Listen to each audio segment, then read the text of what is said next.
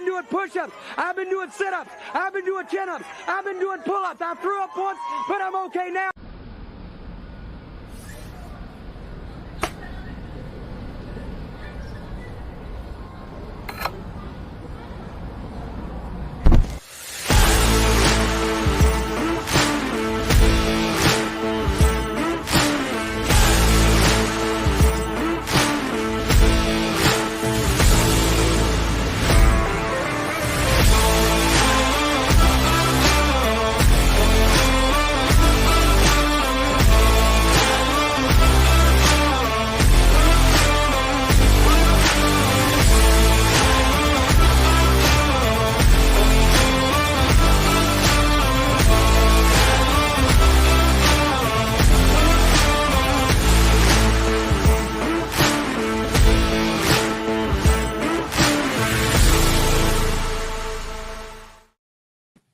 What's up, everybody? Welcome to a Wednesday edition. I'm almost a day behind, Scotty. Wednesday edition of the Ysn Power Hour, powered by Toyota of Warren. DJ on one side, Scotty Mincher on the other. My friend, my dearest friend, how are you today on this Wednesday? I'm good. You know, it's still weird, like doing this whole thing from home. You're in the studio, but it's also been a while too, because I wasn't on with you last week for the Power Hour. So excited to get back at it today.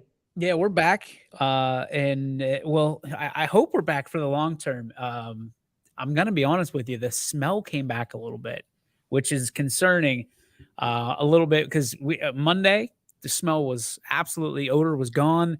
At least 99%. I think you could smell it if you were really, really sensitive.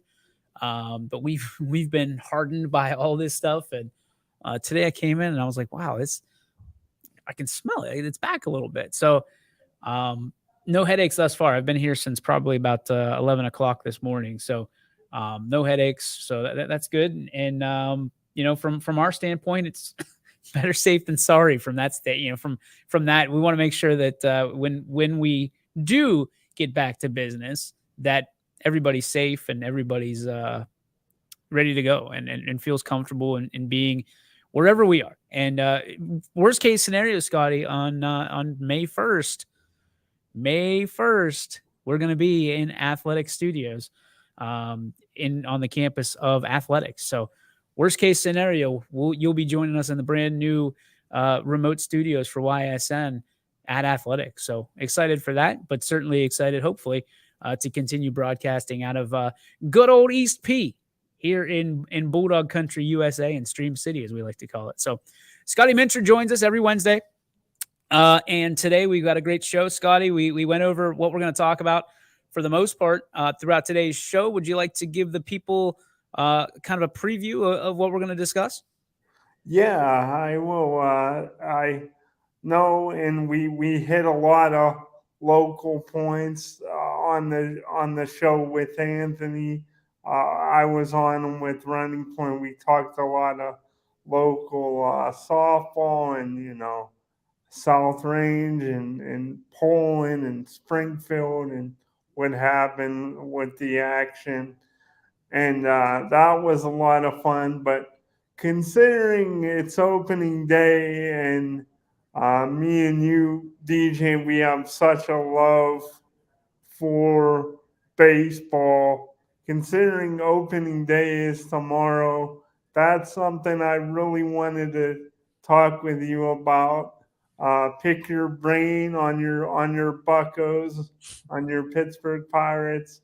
Also, I wanted to throw a Steelers hypothetical at you. I know it's the off season, but just an interesting hypothetical I had. I thought up.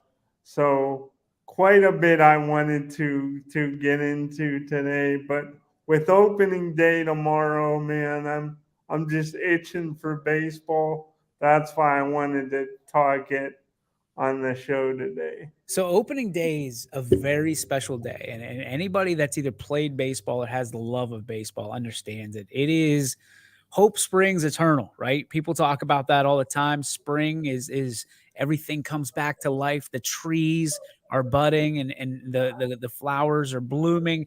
All of that for baseball, for sports fans everywhere, to me, the Super Bowl is kind of like the last big hurrah of the year, right? It's when everything kind of comes to an end for me.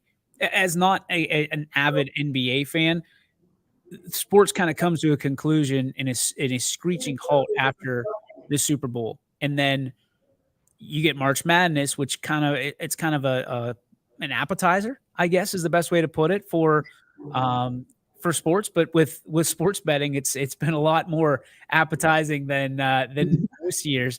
And then Yeah, baseball, I was gonna say it might be more like an entree now. it is an entree now for sure. But now you've got baseball, and tomorrow is opening day, and I think everybody, again, like I said, everybody that's a baseball fan or played baseball understands that there's nothing, and I don't care what sport it is, there's nothing that compares to opening day in Major League Baseball. No matter who you like, they all have a chance. They've got 162 of those road bumps along the way that you can either run over or are going to put you dead in your tracks. But for me, Scotty, the Pittsburgh Pirates, my first love, the Buccos. Um, I, I hate doing this, and I do it every year. I'm hopeful. Next year, the expectations are absolutely that they have to either win the division or make the playoffs, get in the wild card. This year, I'm just hopeful that they play over 500 baseball, get a winning record, and something that I can at least enjoy a little bit, getting closer to Steelers season, but just give me something to watch on a regular basis. A little bit of hope for my Buccos, my friend. How about you and the Guardians? Yeah, I feel pretty good about the season.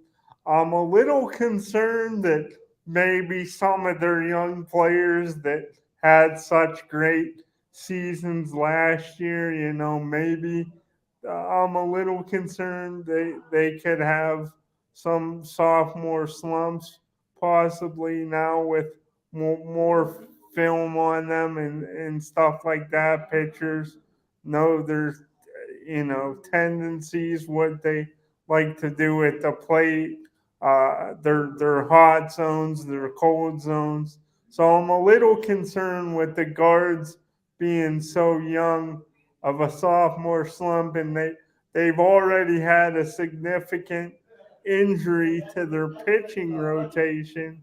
And Tristan McKenzie, he could be out up to the first 2 months Wow. of the season. So that's a significant blow, especially considering I thought he had a better overall season than even Shane Bieber did last year. So Tristan McKenzie, I think a guy who has a lot of potential. But the thing that gives me comfort, though, even with some of these concerns, is once again I really don't see the Guardians division being super strong.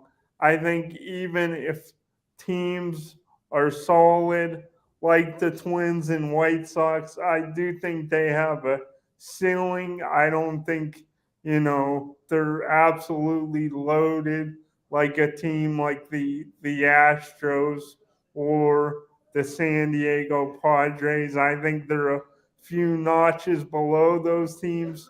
So it should be a competitive division. I do think the Guardians have a good chance of repeating, but we've seen many times in baseball, nothing is guaranteed one year to the next. The Royals won the World Series in 2015, then they didn't even get back into the playoffs the next year. So uh, nothing is guaranteed, but I'm feeling more optimistic than pessimistic about the Guardians. And really there's no reason not to.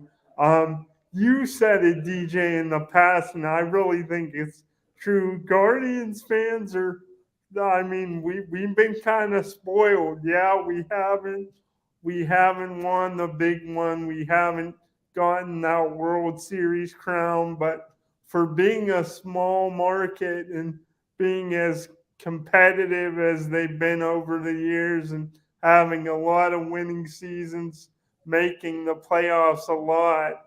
Um, they've been it's been a luxury. Unlike Pirates fans, it's kind of like all those years with the Steelers with Ben in football, and then the Browns were like that little brother that just got beat up. It's kind of like the reverse of that in baseball. I'm not saying that the Pirates and Guardians aren't even rivals, but I'm just saying from a Cleveland and Pittsburgh sports fan perspective, that's how I kind of see it. But I do see hope for the Pirates, and I wanted to ask you some questions about your Buccos this season. Go ahead. Um, so I saw a guy jokingly, it might have been David. I believe his name's Schoenfield. I think he's a writer for ESPN, and he jokingly said how the Pirates they're changing their lineup, and they have 105 years of human experience with Carlos Santana, G-Man Choi, and also bringing Andrew McCutchen back with their ages combined. It's 105 years of experience. So my first question for you, DJ, do you think Andrew McCutchen could recreate, maybe not be the exact same player he was 10 years ago when he won the NL MVP award, but do you think he still has something left in the tank? Could he give Pirates fans a little bit of something good? How much do you think McCutch has left? Yeah, I think Kutch has he's got something left in the tank. Yeah, I mean, he's not going to tear the cover off the baseball, but I think this is a great contract for both sides. It's a 1-year, $5 million contract. Kutch gets to come home. You know, this is his home. Is I believe his son's named Steele. So you can tell that it's personal for Andrew McCutchen, and he believes. I want to think he believes.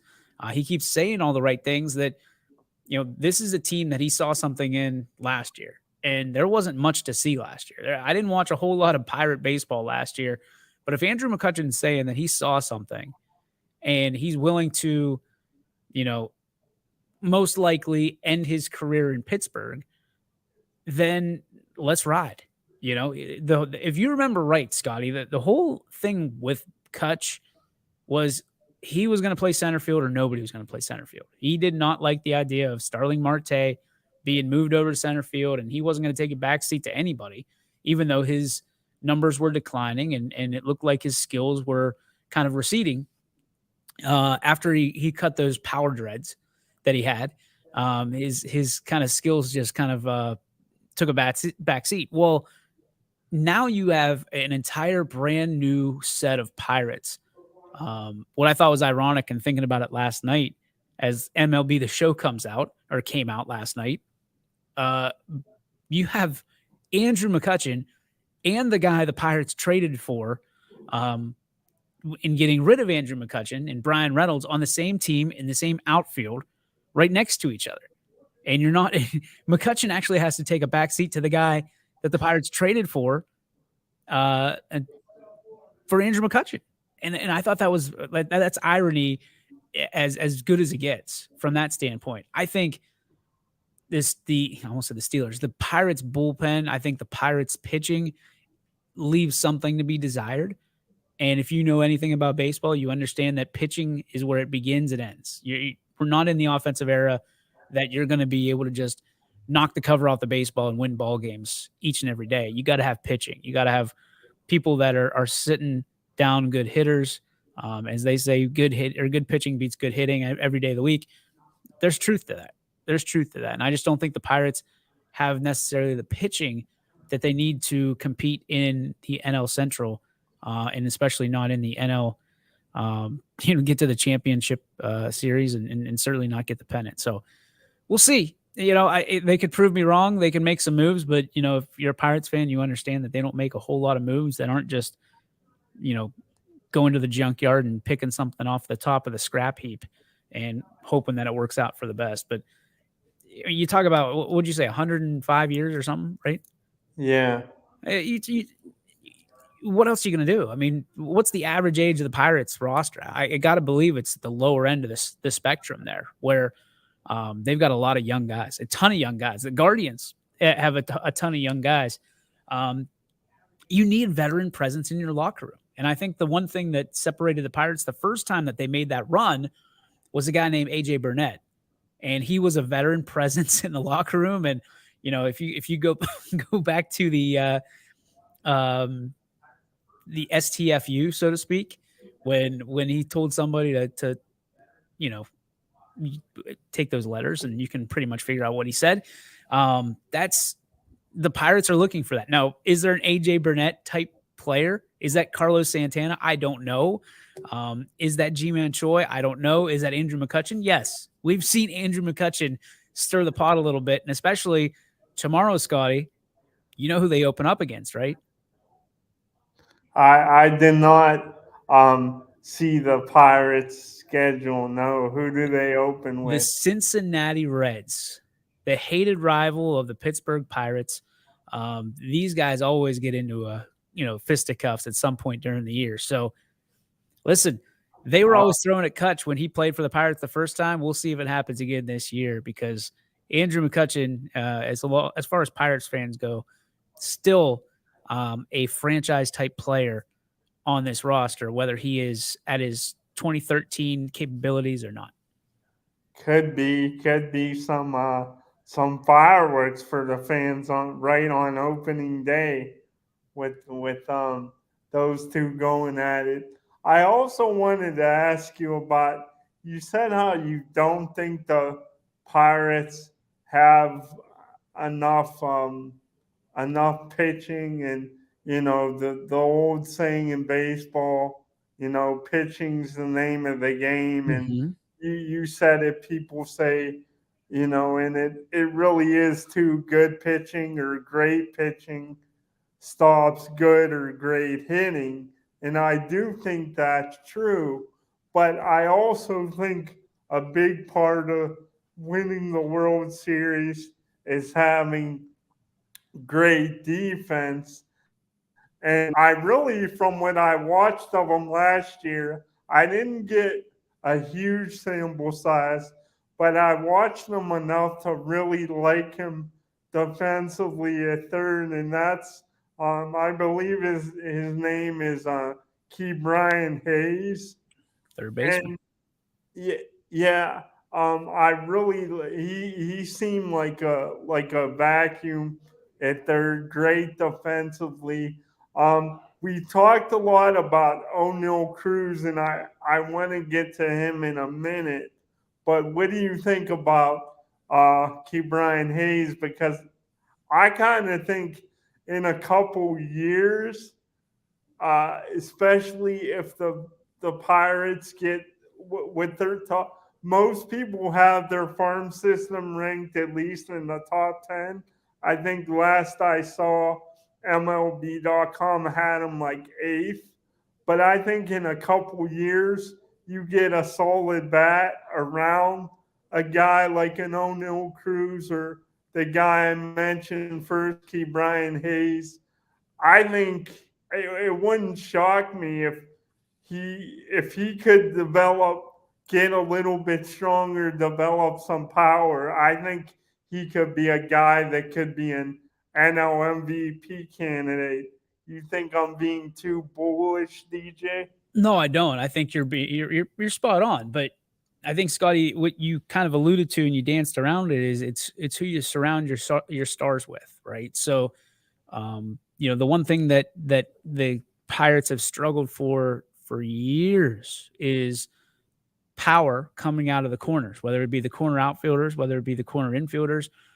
They've struggled with getting power bats into that lineup and surrounding your guys. Now they've went and got guys, Marlon Byrd, which I don't think anybody's trying to get confused with like a Sammy Sosa or a Mark McGuire, or Mike Trout, but it's what they can quote unquote afford. And I think what people are tired of hearing in Pirates fans is that, well, if you come to the ballpark, we'll spend money. Well, the fans come to the ballpark and the money wasn't spent. And there's a new video board, there's new signage, there's new all this stuff, but they're not putting the winners on the field. And I think people are just tired of that. And I've never been a real big advocate for salary caps because I didn't understand them, but now I get them. I understand, and I would love to see a salary cap in baseball. I would love to see it because I think it evens the playing field for every team, and I think being able to put the Yankees, the Red Sox, the Dodgers, the Padres, all those big market teams are going to be against it because they can afford players that nobody else can afford. Look at the Mets, they can do the same thing, but how often those teams are pretty much always in the hunt, but how often do they get the championship prize? I mean, look at the Astros. The Astros have been the outlier, and they've continued to be there and bring home the bacon, so to speak. So, but also, DJ, I feel like the Astros, in my opinion, they developed a ton of that. They just kind of developed a ton of that talent. Yeah, they went on. They got Garrett Cole, but other than that, I think the Astros, like, they haven't brought in the big name guys like over the years, like the Yankees, Dodgers, and Red Sox have. I think it's just they nailed it with their drafting after years of who did that? Pretty abysmal. Who nailed their draft? I feel like the Astros did. Oh yeah. But they've done a great job in international markets too, and I think that's what the Pirates have turned their attention to a lot. Is you see a lot of these Japanese, Korean players coming over and spending some time in Pittsburgh.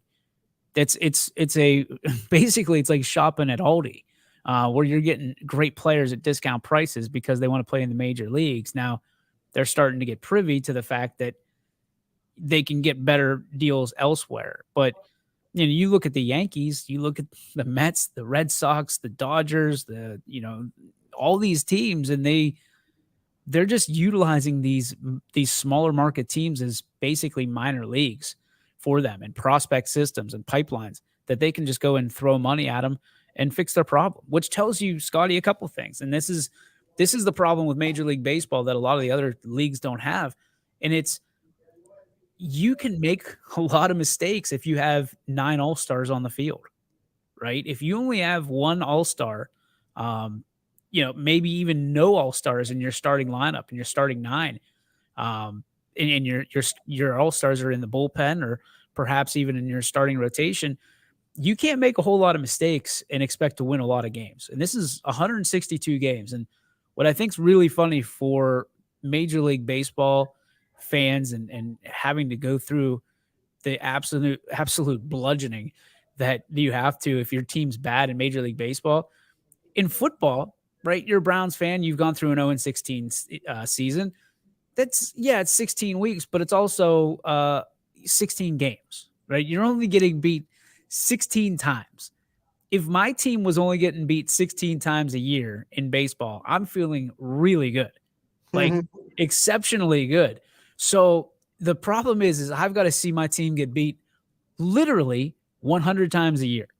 And some of those are not even relatively close. They're, 10-1 a lot of times and things of that nature, especially towards the end of the season. So while there are some characteristics that are the same with Browns and Steelers fans and Guardians and Pirates fans, there's a lot that people don't realize. And I'm not trying to play victim here, but listen, you try watching your quote unquote favorite team get absolutely blasted 100 times a year, and there's not a whole lot of opportunity for positivity in those conversations. That's why those 2-3 years that we had a few years ago were so relevant and so great, and that's why the crowd was salivating whenever the Reds were in town and we got that win in the wild card round. So it's I remember that.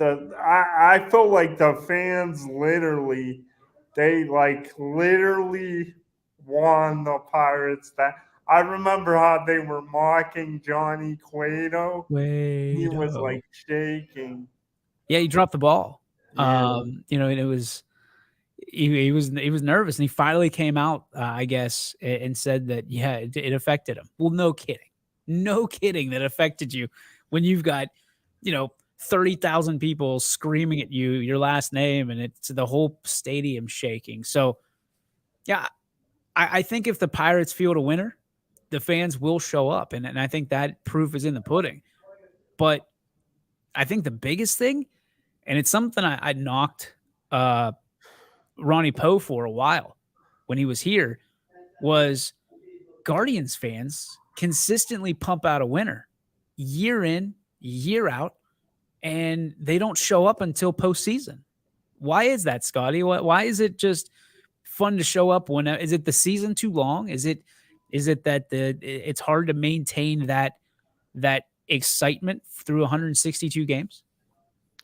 I don't know. Like it's a weird thing because every year I hear that they're in the top 5 or top 10 in baseball as far as their TV ratings. Mm-hmm. But then you look every year for years now, it feels like at least over 10 years, over a decade, they've been at the if not dead last, they've been close to dead last in attendance just about every single year for the last decade or so. So it even goes back to uh, the World Series run and all of that. They still weren't uh, getting the crowds like they should have, and I just don't know what it is because the Cavs, even in the years without LeBron before this year, the Cavs were still pretty decent in attendance. I would look at the attendance, rankings, and they would be like middle of the pack, even when they were horrible without LeBron. And obviously the Browns, and it's like you said, it's much easier because there's only what is now 17 games, but they have no problem. The stadium's packed, and aside from one season, they've been.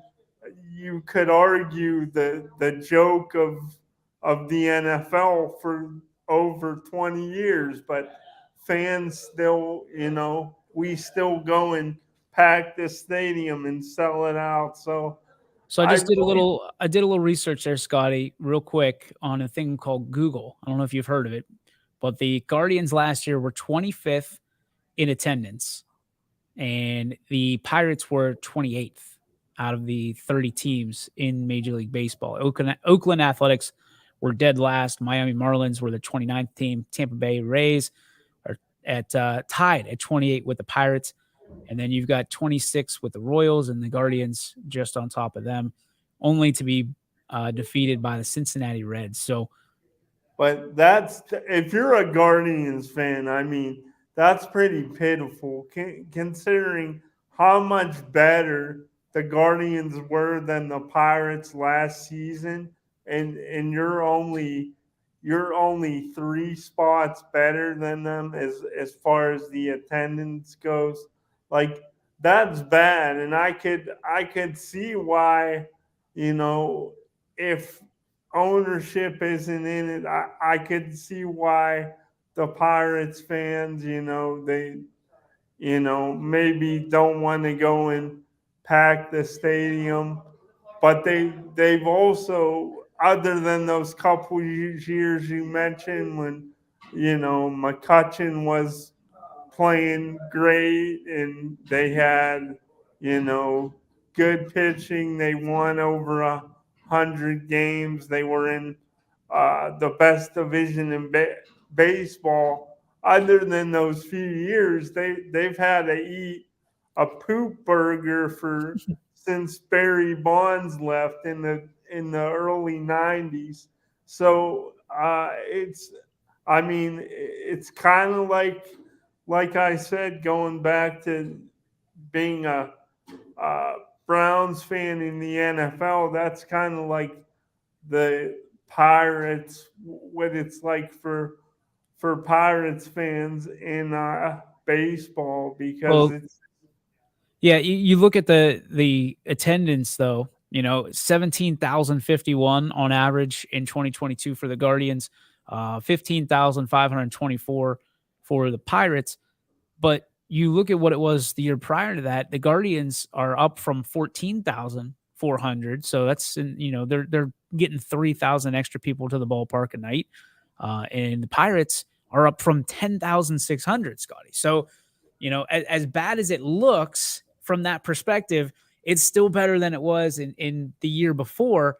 Now, there's a lot of caveats to that and a lot to unpack. And that's why I love baseball, is because you can manipulate statistics however you feel to bolster your conversation and bolster your point. But COVID probably had a lot to do with those 2021 statistics and people not feeling comfortable enough to come back to the ballpark and this and that and the other thing. And then last year, people were just ready to get out. They were ready to get out, go back to some form of normalcy, and that's why you saw 5,000 extra people at PNC Park and 3,000 extra people at Progressive Field, which I also call Jacobs Field, and it forever will be. But do you think that those numbers are going to rise again this year, or with the state of inflation and the way that things are politically and nationally, do you think that those numbers will settle at those at 17,000 and 15,000 respectively, or do you think they'll even dip down back towards where they were in 2021? I think they'll probably stay about the 15,000 to 17,000 range. But the Gardos, they do get it always seems, and I think it's this way for a lot of the teams, like the East Coast teams, like the attendance in April and May is just dreadful, and then it starts, June, July. It does pick up a little bit, but the thing about that's worked so well for the Guardians is, even if they get off to a really bad start, they tend to always be in the conversation in the end. And they've proven that even when they get off to bad starts, or not even bad starts, but say they're around 500 or a few games below, not terrible starts, but not where you want to be. They always seem to finish the season under Francona better than how they start out the year. And then that gets fans coming to the ballpark at the end of the year. So I think the key for the Pirates, you said it earlier, DJ, if they could get off to even just a decent start this year, I think they even did last year. I don't think it was awful, but if you could do that again, but you could sustain it through April and May, if the Pirates could be in contention by mid to late June or the 4th of July, I honestly, and I hate saying this as a Cleveland fan, it hurts my ego, it really does. But if the Pirates are competitive this year, like you want them to be, and then they really go for it next year's the year they're going to try to win. But if they're competitive, at the very least, if they're in it late June, early July, 4th of July, I think they'll blow. I think they would start blowing the guards out of the water attendance wise. We'll see. It's going to be exciting, and it all starts tomorrow, man. Hope springs eternal, opening day here in Major League Baseball, and we're excited for it, and certainly going to be a talking point for you and I moving forward because of your Cleveland love and my Pittsburgh roots. So, all right, we have to take a break. We come back. Scotty's got questions and hypotheticals about the Steelers. What's the big surprise there? Scotty always loves those hypothetical questions around my Pittsburgh Steelers, but won't answer any questions about his own daggone team, the Cleveland stinking Browns. Back after this on YSN's Power Hour, powered by Toyota of Warren. We believe expectations are made to be exceeded. At the new Toyota of Warren, it's about more than just getting a great deal. It's about service you can count on and a friendship you can trust. Year after year, we've done what we do best. We've gone the extra mile so you could too. Because we know it's just not about buying a new car. It's the start of a new adventure. Toyota of Warren, driven by you.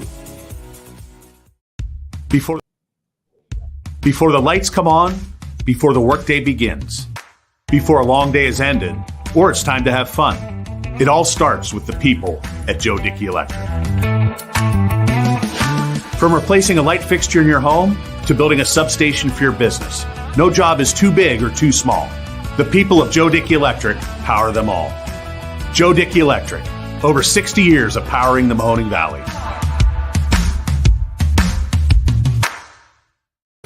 Why choose local? Because you live here, work here, learn here, relax here, and celebrate here. 21 WFMJ is our Valley's only locally owned TV station, and our focus is local. Other TV stations don't have that same focus, as their owners are somewhere else. But 21 WFMJ is rooted in the Valley.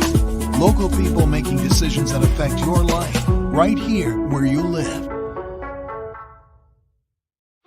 You're looking to your future, preparing for your goals, and they're closer than you think. Because here, success is part of the plan.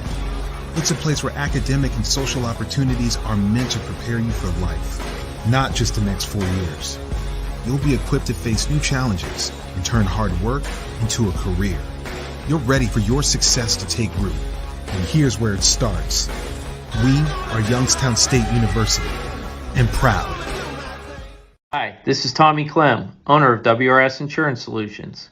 WRS Insurance Solutions is a local independent agency that specializes in life, Medicare, long-term care, and disability products. Call us at 330-953-3722 or visit us at wrsinsurancesolutions.com to learn more. Good luck to all the student athletes in the Valley. Shopping for a vehicle online should be easy and worry-free. Introducing Merge from Greenwood Chevrolet, a completely new way to buy a car that combines the convenience of shopping online with the personal touch and expertise that Greenwood is known for. With Merge, shopping is as easy as 1, 2, 3. Choose a vehicle from our pre-owned inventory, build a deal that fits your needs, and finalize the deal with our online buying team. That's car buying in a new lane. Visit greenwoodchevrolet.com and let us go the extra mile for you. And welcome back, ladies and gentlemen, to the Power Hour on YSN, presented and powered by Toyota of Warren.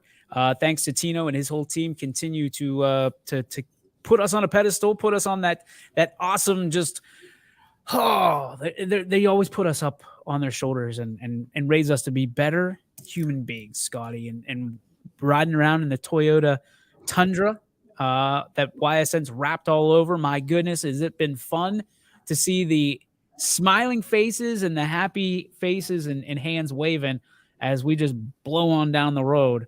A lot of times on 680 or on Route 11 and going through Columbiana to athletics or wherever it may be to last night, it was at South Range for the girls' softball game. But if you see it, make sure that you're snapping pictures of it, putting it on Facebook, on social media, whatever it may be. And you might find yourself the new owner of a YSN t-shirt. So make sure you're doing that. Snap all those pictures, and you might be the lucky one that gets drawn and gets a brand new t-shirt in the wake of everything. Scotty, I know you had some questions as we make the transition from opening day tomorrow to, for some reason, talking about football, because I guess the draft's coming, the combine just happened, all that stuff. You have some hypotheticals that you want to pass my way about my beloved Pittsburgh Steelers. I do. Can I throw at you the one last Pirates question? Oh, gosh. All right, come on. Just real quick here. I got you. I just wanted to know, and you don't have to elaborate, but there's obviously, if you could have both, you would want both, but we don't live in an ideal world. A lot of times, especially in sports, things don't go perfectly. But my question is, if you could only have one, would you rather have O'Neal Cruz or Brian Hayes have like a breakout season for the Pirates and you have them under control, for at least the foreseeable future? Or would you want Mark Reynolds re-signed in Pittsburgh? Brian Reynolds? Brian. I'm thinking I was thinking of the old Guardian. He played with the Guardian. Brian Reynolds. I gotta pull this up again because the Pirates have a lot of prospects coming up, like a ton of them, and I think if you're the Pirates, if you play your cards right, you can get some prospects again for Brian Reynolds. But the problem is they want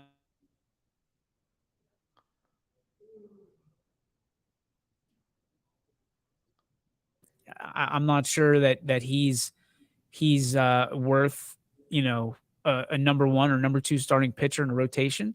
But I would rather see Cruz and Brian Hayes break out. Brian Reynolds, I think he should get paid, but I don't think he's $100 million guy. The last $100 million guy or significant Pirate that was paid was Jason Kendall. And I don't know that Brian Reynolds is necessarily that guy. If they're not going to give it to Andrew McCutchen when he wins the NL MVP, I don't know that Brian Reynolds deserves it either, even with inflation and all that stuff that's going on. Okay, I just wanted your quick take on that. And I agree with you, by the way. I think you could get some pretty solid especially from like LA's farm. The Dodgers, I think, are number one. So they might be looking for a guy like Brian Reynolds. I think you could get some pretty good prospects for him.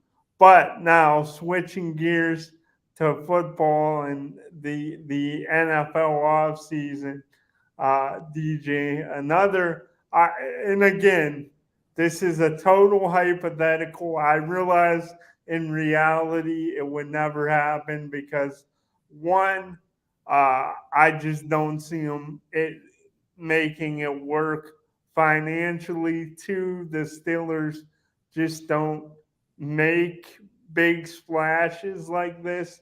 But I just wanted to know, DJ, as you know, me and Anthony talked about it quite a bit on Running Point. Lamar Jackson, he's an MVP winner, but as of right now, he wants out of Baltimore. And I want to know from you, DJ. I thought one of the more underrated signings of the offseason was the Steelers picking up Patrick Peterson. I think he's going to be a nice veteran piece to that defense. But I want to know, would you trade? Nope. You don't even have to finish it. You don't even have to finish that thought. No. You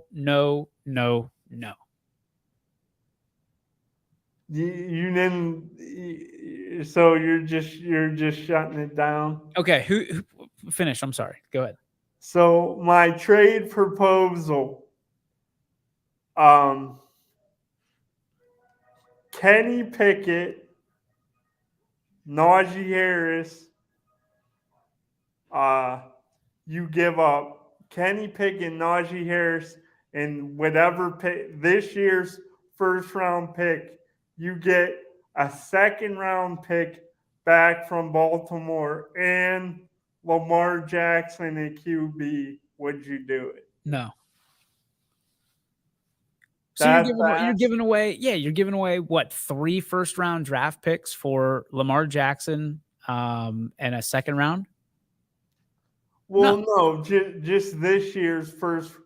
Well, yeah, if you include the play, yeah, you're right. If you include Pickett and Harris, but see, I would do it because I think running backs, not taking anything away, I think Najee Harris is very good.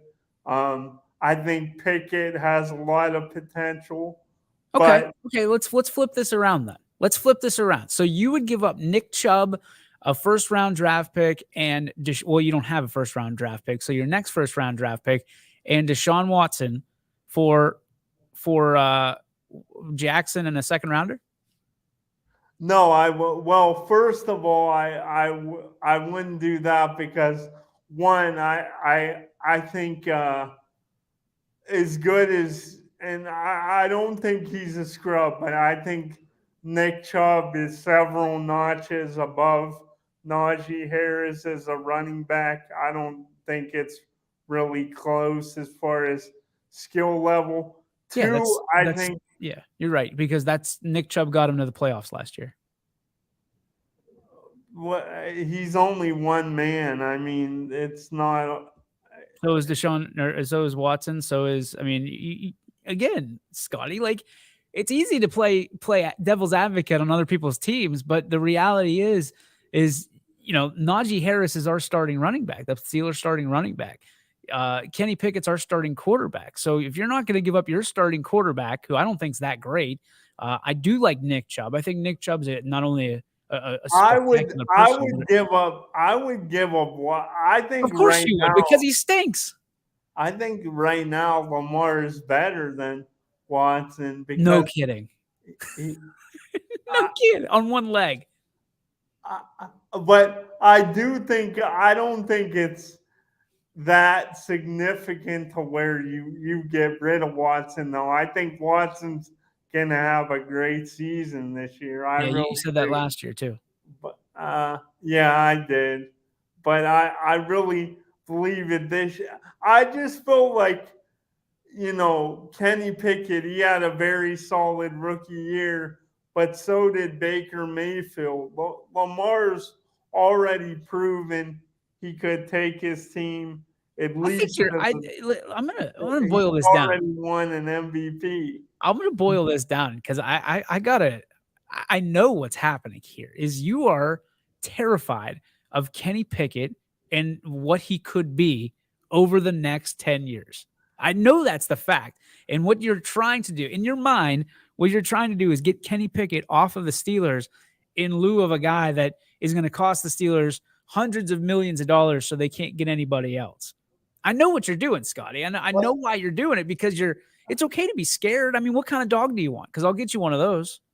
But that's a myth, though.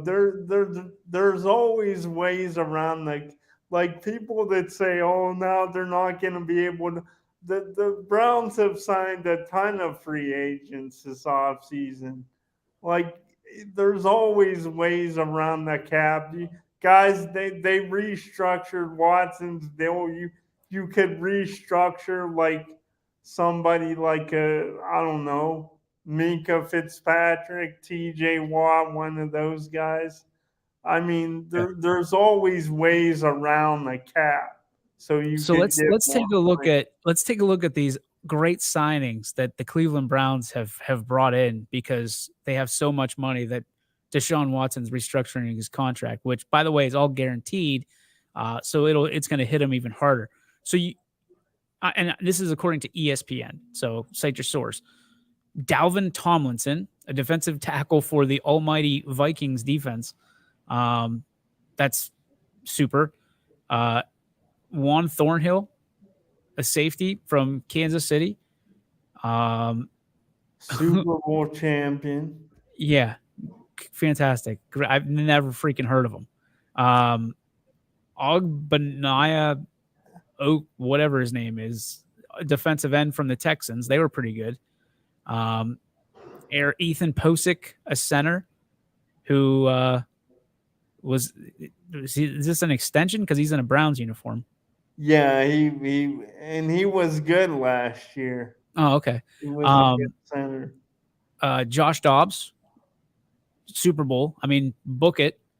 Matt Adams, a linebacker, sounds like a librarian. Mike Ford, a cornerback, just some random dude. Jordan Kunazik, another linebacker. Marquise Goodwin. That's the first name that I've seen.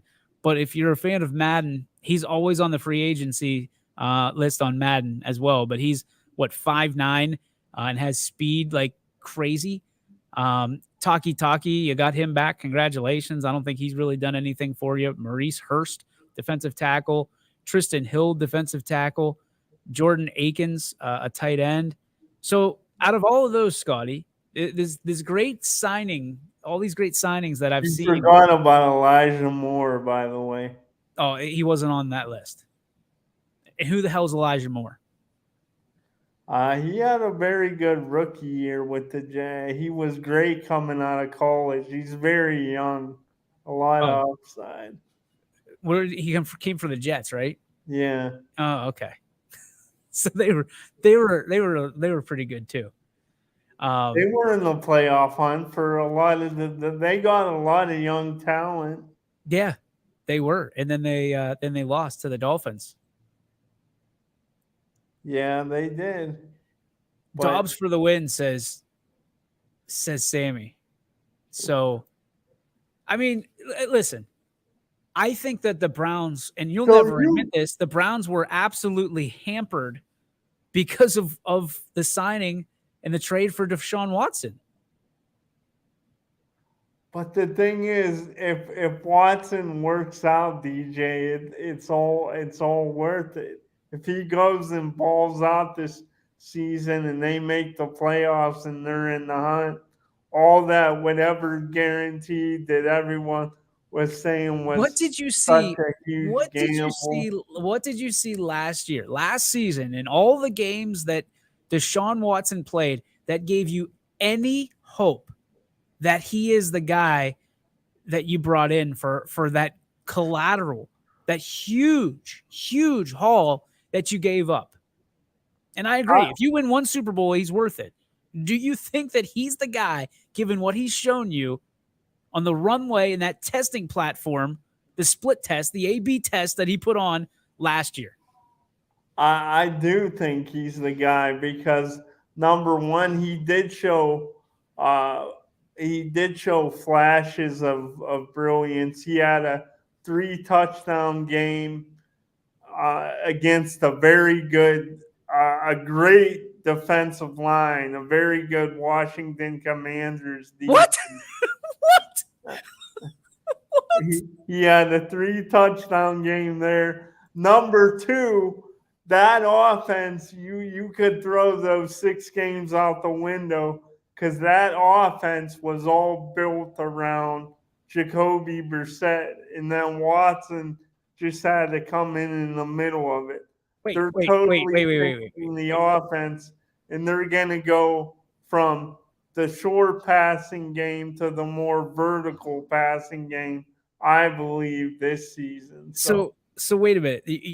Your first sight, I haven't been able to concentrate on whatever the hell else you said, because you talked about the Washington Commanders and said that they were, what was the word you used? Did you say elite? Their defense, their defensive line, yeah, they got studs on that line. Scotty, they finished at the bottom of the NFC East. And the NFC East is a very, very good division. Had the Super Bowl representative and a team that made it to the divisional round of the playoffs. Oh gosh! I'm just saying, DJ. Were you drinking today? Like, is no, that something? I mean, I have my green hat on. I have not been drinking, but I just say, I'm just saying that there's good. It doesn't always, just because the team doesn't make the playoffs doesn't mean they're hot garbage. The Browns are the perfect example. On paper, we have a great roster. It is a top 10 roster, but it just hasn't worked out on the field yet. That's why. What about your roster's top 10? We have we have the best running back in football. If Watson gets back to where You don't have the best running back in football anymore. You have the second best running back in football. Who's the best? The guy from the Raiders, isn't he? No, I don't think he's better than Nick Chubb. I'm sorry. No, you're not going to, Scotty, because you think that the Washington Redskins or whatever the Commanders defense is elite. And they finished 4th in the NFC East, which you're saying is very good. What they finish in defensive rankings. They gave up 321 points last year. Yeah, that's 17 games. What was their final ranking? Just the fact that you're saying that the Commanders are elite in anything is just you trying to put the Browns on a pedestal. And it's hilarious because you don't see it, but everybody's rolling their eyes saying, oh my gosh. Oh my gosh. I gotta, like, I'm like this every year. I'm a bit, on a high horse, a bit delusional, but like you always say, DJ, if you can't play to win, if we're not talking about championships here, like, why are you talking about champion? Well, how about get in the playoffs before you start talking about a championship? And Josh Upshire is saying, did Scotty just proclaim the Browns as paper champs? Did you? Is that an accurate statement? I mean, yeah, well, they have been paper champs, but I'm saying Super Bowl because of what's on that board in your studio. I'm running out of time, baby. The time is ticking, my friend. Sam says, I think last year has to be thrown out because of the circumstances. If the Browns get the Watson that the Texans bet on, he's going to be the best quarterback they've had since returning. His basement is incredibly low, though, as well. So it is a risk. I agree with that. However, I also say that do you think he's better than Baker Mayfield right now? Right now, this moment? Yeah. No. I think you're crazy. Well, what has he done to prove that he's better than Baker Mayfield? I think he's a more expensive Baker Mayfield is what he is. What has Baker Mayfield done? Has Deshaun Watson led your team to the playoffs? To the second round of the playoffs? He hasn't even had you got to give him a full season. He hasn't even had one full season. Hey, listen. Hey, it's not my fault that he couldn't get a full season. You can't put that on me. That is firmly on his shoulders and the Browns that knew that there was a chance going into that. Just like they knew that there is a chance that he could be, as Sam put it, the basement is incredibly low. Yeah, and I'll say one final thing here because I Go ahead. know we're short on We time. are. I know we got to get to the beef your fillet, but Spark. listen, DJ, it's yeah, the spark. I'm sorry. Now I'm going years back, but Shocker, a Browns fan is lost in the past. yeah. But I just want to say, just like with the Pirates, you're basically saying they could punt on this year, but they better win in 2024. And that's how I felt about the Browns last year. Like it's okay. Like, Watson suspended, you could punt on 2022, but come this 2023 season, they better win. So believe me, if they don't win this year, I think everybody should be gone. And I think Deshaun Watson is a bum. But do I think they're going to win and win the Super Bowl? I'm saying, hell yeah, baby. You are drunk. It's St. Patty's Day all over again. Let's get to our spark.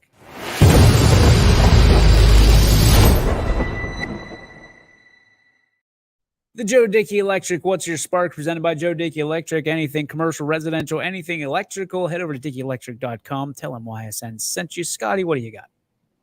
Okay, so I got two sparks, both positive. One, we talked about it earlier. Tomorrow, the beginning of baseball, Major League Baseball, the sweet smells and sounds of the spring and pretty soon the summer upon us. The smells of the ballpark, just watching it on TV or listening to the radio. It's a simple game, but it's a beautiful game. So spark number one, Major League Baseball being back, and the optimism that maybe the Guards will end their 70-plus year World Series drought. My second spark, DJ, I made a social media post about it this weekend, but I can't reiterate enough.